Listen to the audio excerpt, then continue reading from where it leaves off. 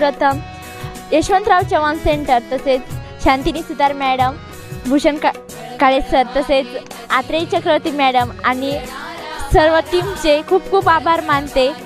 आम्हाला खूप आनंद झाला की आम्हाला ही भेट आली आहे इथं. आम्ही तिथं जाऊन बघू शकत नाही, परंतु ती आज आमच्या समोर आहे आणि आम्ही तिथल्या वस्तू कशा आहेत आणि कशा आहेत त्या बघण्याचं आज आम्हाला